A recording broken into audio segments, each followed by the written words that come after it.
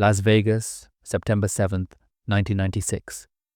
The desert air was hot, heavy, and alive with light. It was fight night.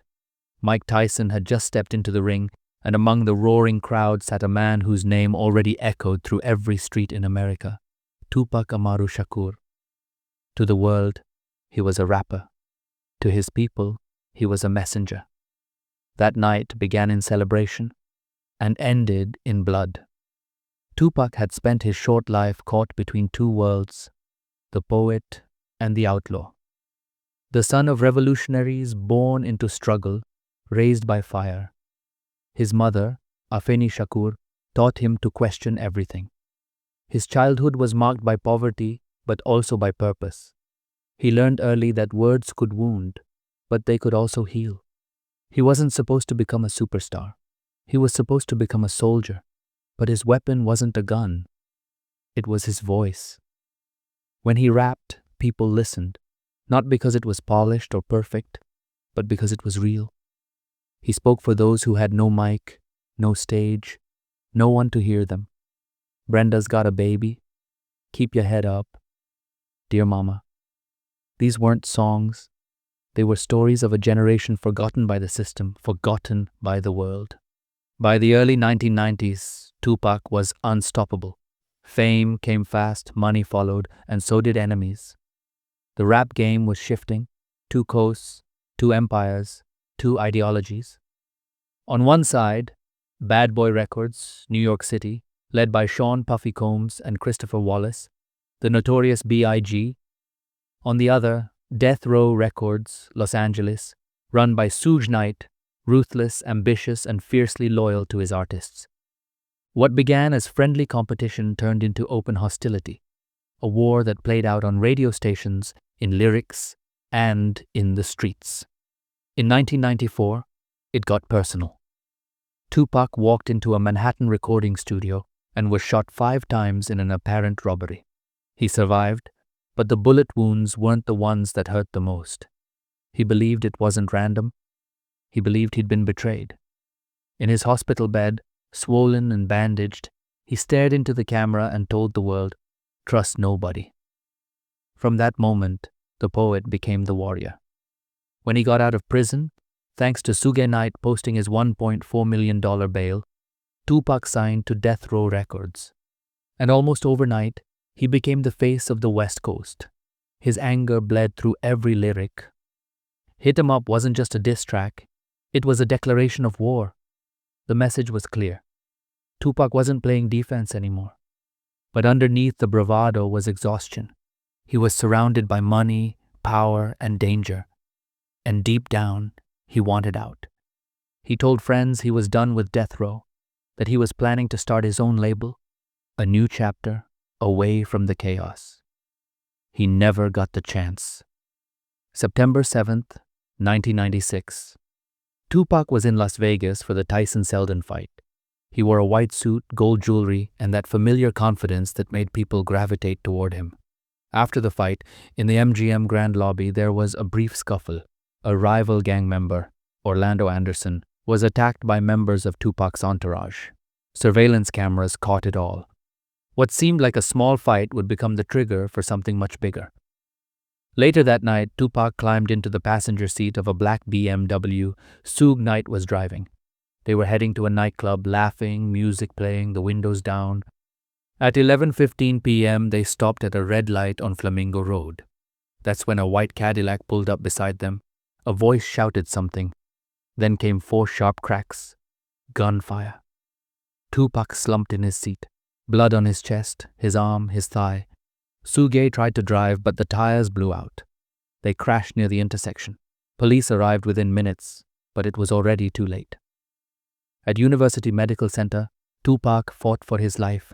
Tubes, machines, the sound of beeping monitors filling the room. His mother held his hand. Friends gathered outside the hospital.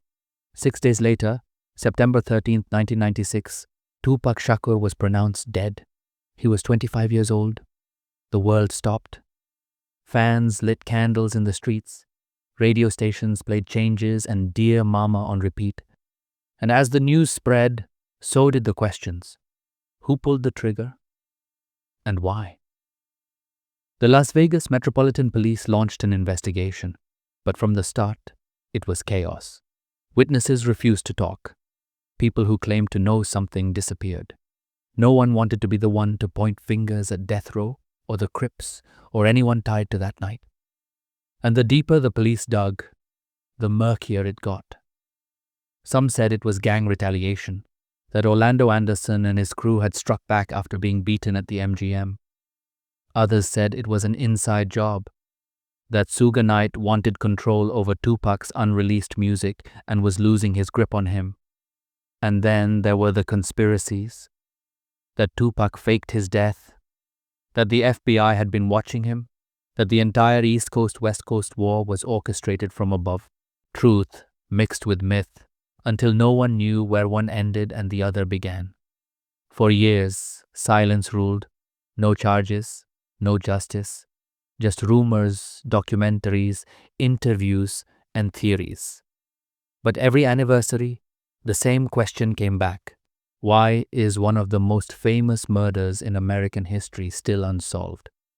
Tupac became more than a musician. He became a myth. His words took on new meaning. Reality is wrong. Dreams are for real. People began to see him as a prophet, someone who saw the system for what it was long before the rest of the world caught up. Time passed. The 2000s came and went. The East Coast-West Coast feud faded. New rappers rose, but the shadow of Tupac never left. He was everywhere. On murals, in lyrics, in interviews, in the voice of every artist who spoke truth to power. The man was gone, but the message lived on. And then, in 2023, 27 years after the shooting, something changed. Las Vegas police announced the arrest of Dwayne Keffe D. Davis, a man long tied to the Southside Compton Crips. He'd given interviews, written a book, and even admitted he was in the car that night. He wasn't the shooter, but prosecutors claimed he helped orchestrate the attack. For the first time, the headlines read, "Arrest made in the murder of Tupac Shakur." But even that didn't close the case. Because if Keffe D didn't pull the trigger, who did? Some investigators believe they already know. Others say the truth died long ago, buried under money, fear, and silence. One detective put it best. Everyone who knew what really happened is either dead, in prison, or too scared to talk. And maybe that's why Tupac's story still haunts us. Because it isn't just about who fired the gun.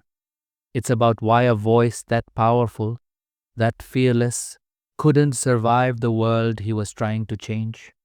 Even in death, Tupac remains a mirror, a reflection of America, beautiful and broken, brilliant and brutal. He warned us through his music, through his anger, through his hope. And maybe that's why his death still feels unfinished. Because the world he described, the struggle, the pain, the injustice, it's still here. Every time his songs play, he comes back to life. Every time a new artist talks about truth or poverty or resistance, he's still speaking through them. Tupac never wanted to be a martyr. He just wanted to be heard. But in the end, his voice became immortal. Las Vegas has changed since that night. The Strip shines brighter, the billboards bigger, the city louder. But if you drive down Flamingo Road just past the intersection where the shots rang out, the air still feels heavy, like something lingers there. A moment frozen in time.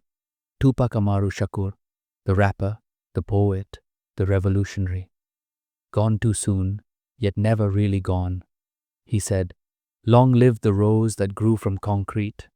And maybe that's what he was, the rose, bruised, beaten, but still rising through the cracks. The truth about his murder may never come out. But his story, his struggle, his fire will outlive everyone who tried to silence him. Because some legends don't fade, they echo.